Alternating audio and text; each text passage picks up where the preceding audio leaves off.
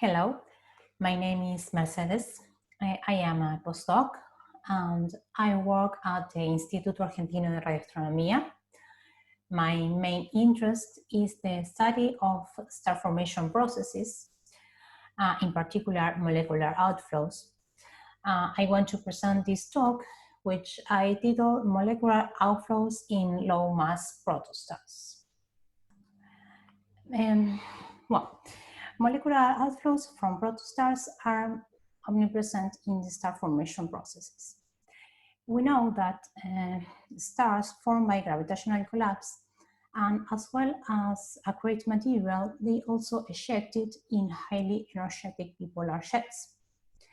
The material ejected by the stars can drive the ambient molecular gas at velocities greater than the velocity of the parent cloud. This generates a bipolar molecular outflow, which injects energy and triggers the chemical activity in the environment. Molecular outflows play an important role during the formation processes, since they are responsible to dissipate the angular momentum of the protostars. Regarding the discovery of this object, we can mention that in the early 50s were discovered the heavy halo objects. These objects have a nebular appearance and can be observed in the optical. It took several years to realize that these objects were the consequence of shocks, and that they were associated with jets driven by protostars. The figure on the right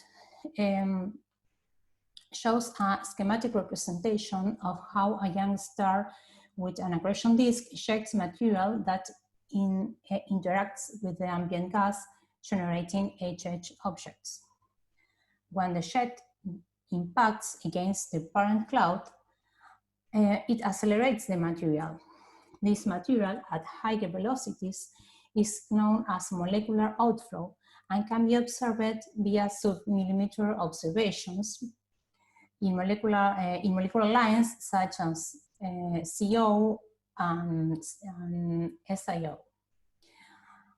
Since their discovery in the early 80s, molecular outflows driven by young low-mass protostars have been studied extensively, resulting in a detailed picture of this object. Particular interest have been given to outflows driven by the youngest embedded protostars named class CO objects. These sources are still in their main phases of accretion and are therefore the origin of very powerful ejections. Observationally, we can find traces of molecular outflows at different frequencies. In the optical, we can see atomic line emission of the hot shock gas. In the infrared range, we can see the emission of molecular hydrogen, which trace slow shocks that are not enough strong to dissociate the molecules. And in the molecular lines, such as CO, we can see the entrained and accelerated gas. A well-known example is L1151. The figure on the left shows the infrared emission from Spitzer at age 4.5 and 3.6 microns. And on the right, the blue shift and red shift CO emission, which trace a molecular outflow itself. It is interesting to note that in the Spitzer images, it is possible to see the envelope of the star, which is hidden as a thick black bar here.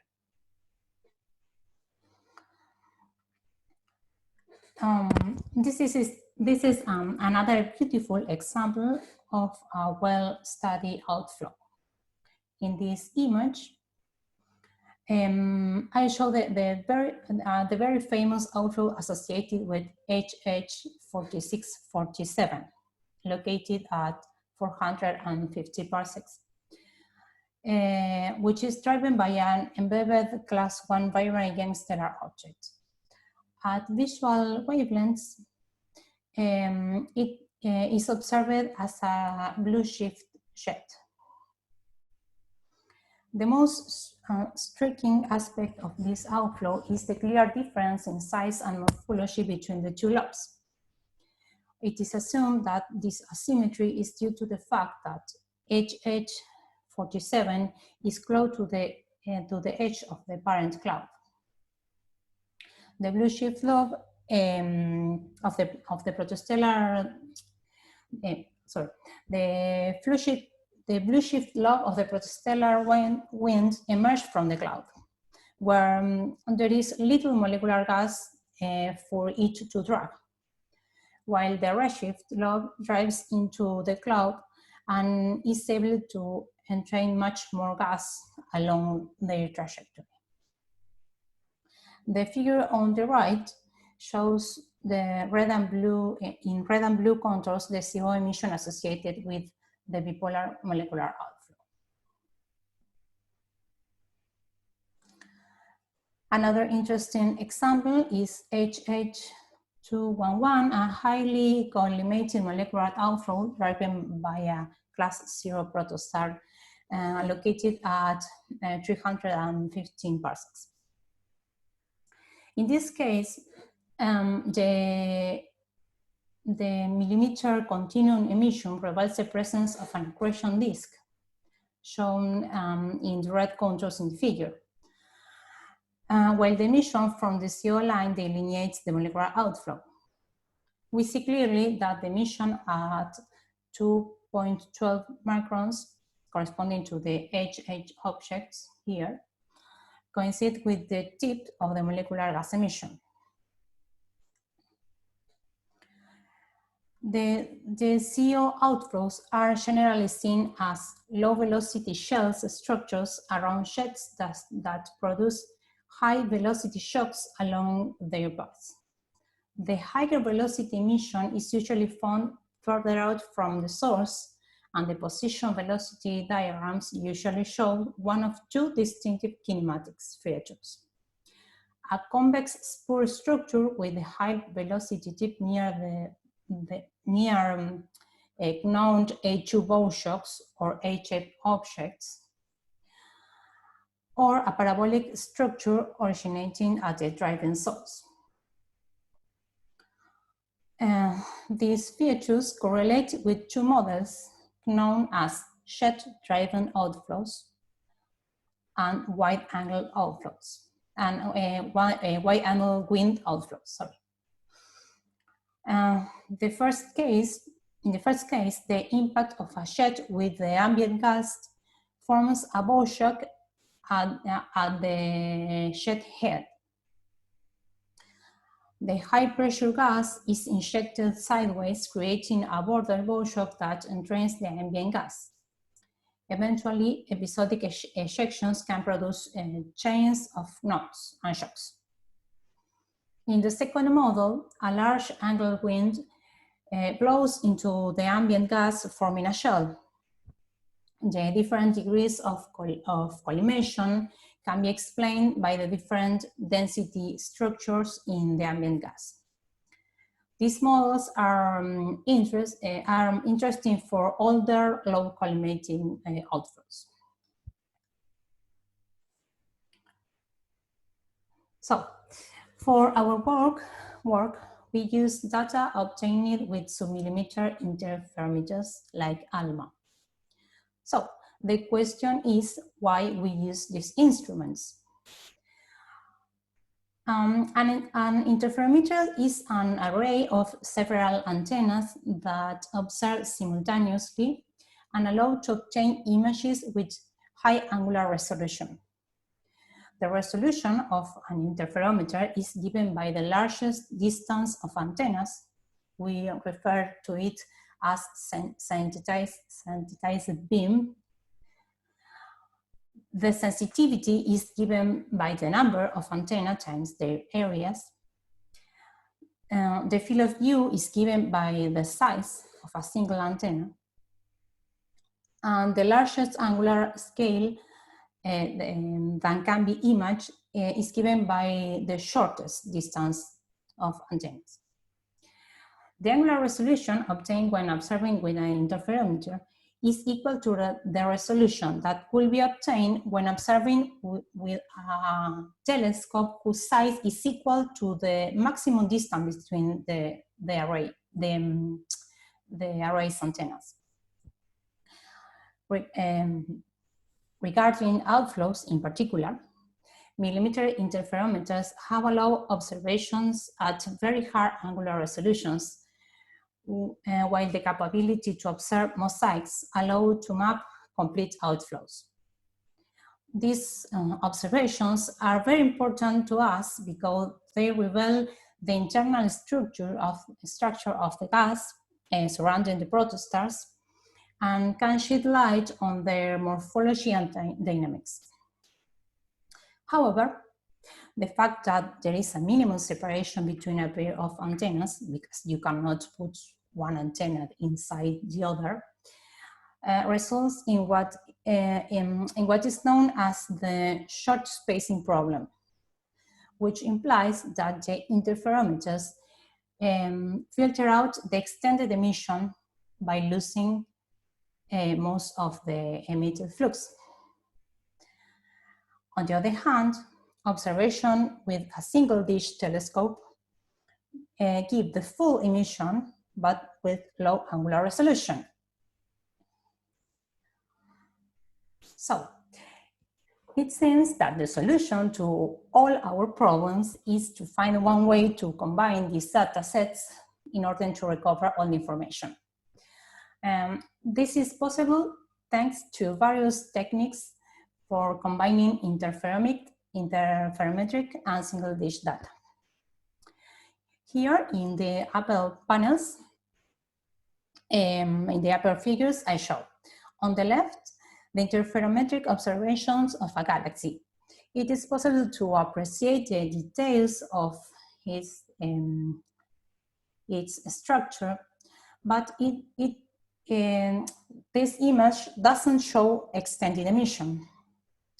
In the middle panel, I show interferometric data, but observed with a compact array. That is, where the distance between the antennas is smaller. In this case, the image has lower angular resolution. It is possible to distinguish the structures of the galaxy, but not as detailed as in the first image.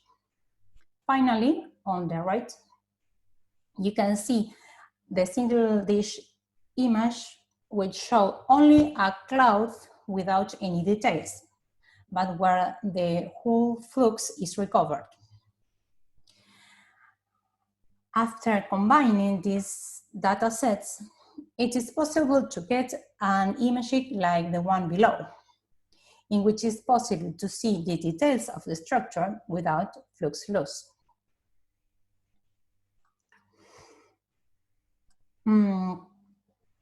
The data combination becomes important in some scientific targets, which have diffuse and compact structures spanning spatial scales over several orders of magnitude. As I mentioned before, observing with an interferometer is like observing with a huge antenna, but with holes in it. In the process of interferometric data reduction, and to get nice images, it is necessary to perform the convolution, which is an interactive process that allows to eliminate all the imperfections in the images that are the product of these holes. This is done by algorithms of data deconvolution and imaging. Different image combination methods have been developed, some of which are applied before the convolution, some during, and some after the convolution. It is not my intention to go into details about the combination methods, but simply mention that we have tested several of them and have obtained good results with 2 of them, feathering and TP2Bs methods. In our work, we have finally used the data combined by using the feathering method.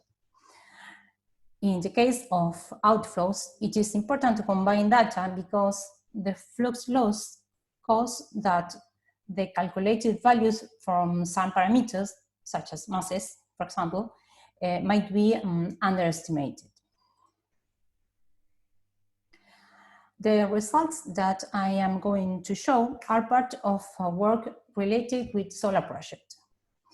The SOLA team, which is an international collaboration, is dedicated to study the star-forming regions in Lupus at multiple wavelengths and include a catalog for all prestellar and young stellar objects in Lupus.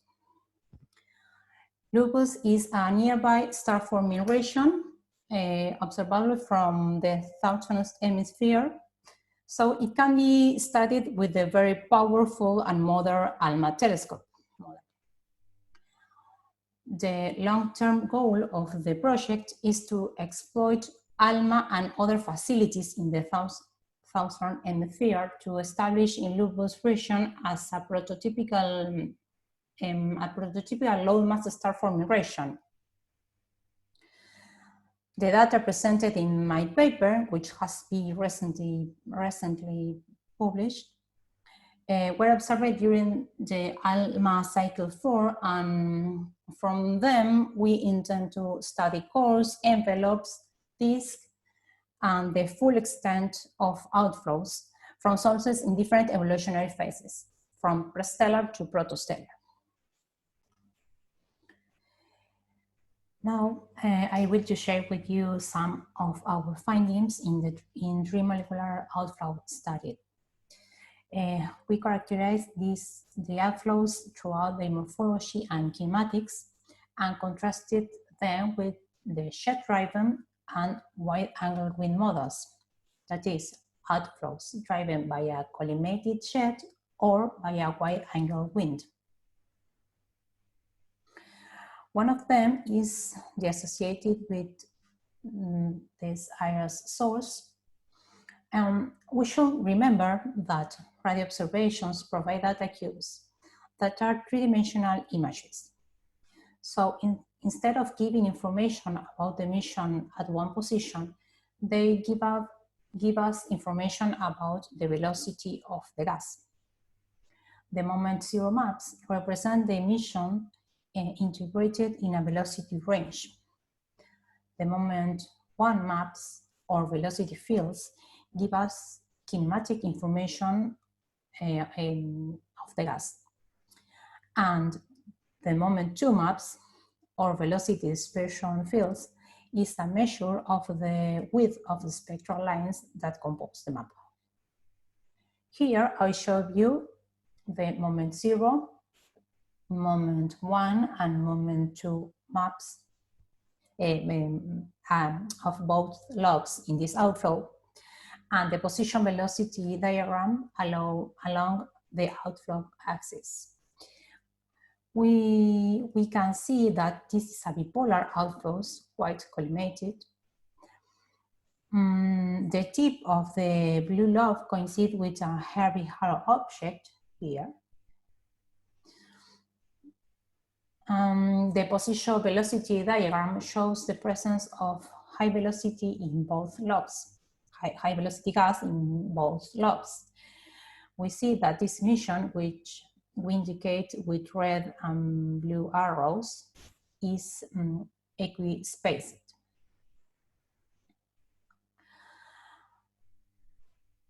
From the velocity cubes, we were able to identify at least 4 pairs of elliptical structures with different size and different position angles.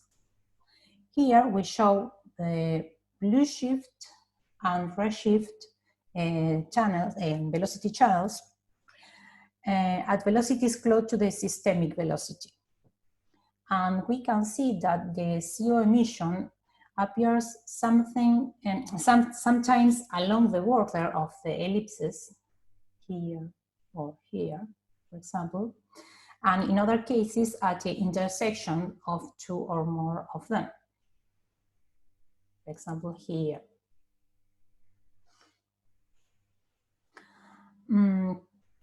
We can see that the ellipses also describe well the high velocity emission.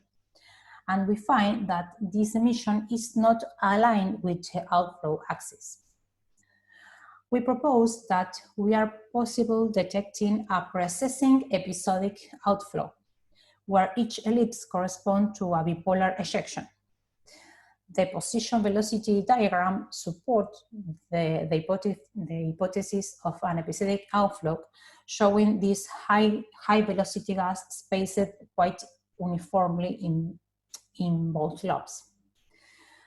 This is consistent with the position velocity diagrams of outflows driven by a jet.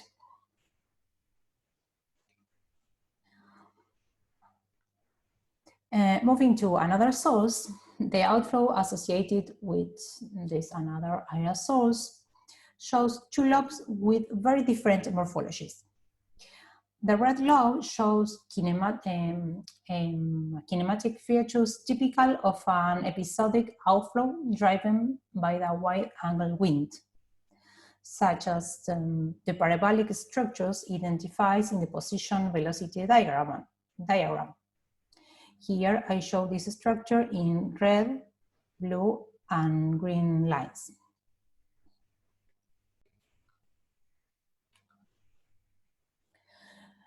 We identify elliptical structures in the red lobe that seems to move away from the source as the velocity increases. These structures support the hypothesis of an episodically ejected wide-angle wind. Regarding to the blue lobe, we saw that the terminal part presents a bubble-shaped structure that also coincides with the heavy-hard object HH78, indicated in the figure below with pink lines. We propose that this is because the outflow is emerging from the parent cloud where the protostars forms.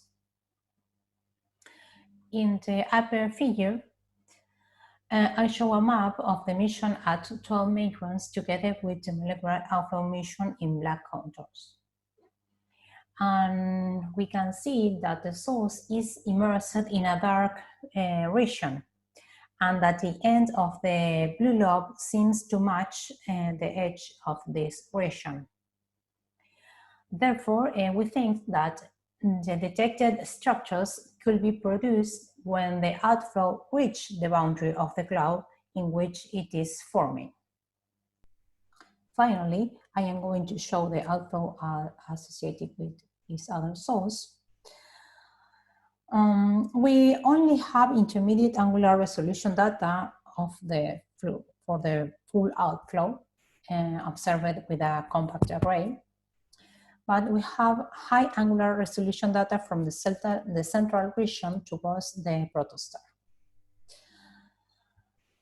Here I show in the left the moment zero maps of the blue and red lobes for the full outflow.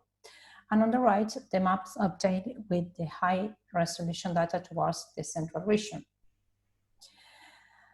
We saw that this outflow showed almost classical cavity walls at first sight, and that near the protostar, it presents the typical biconical shape.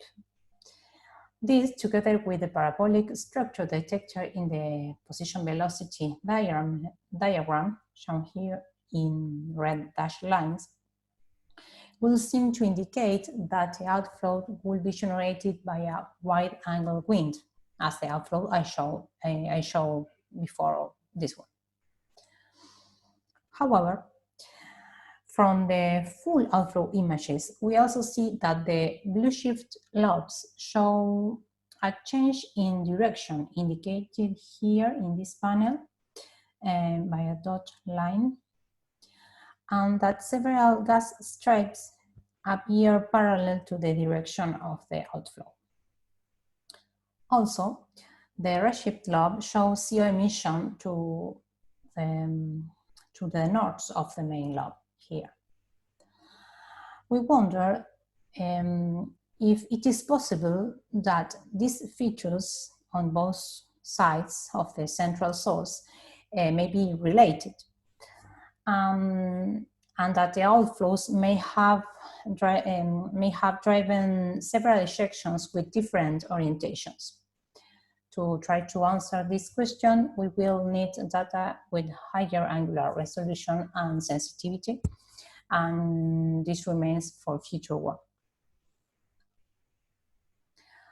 Well, here I finish my presentation. I invite anyone interested in learning more about what kind of work can be done with interferometric data to visit the webpage of our working group. And thank you very much for your attention.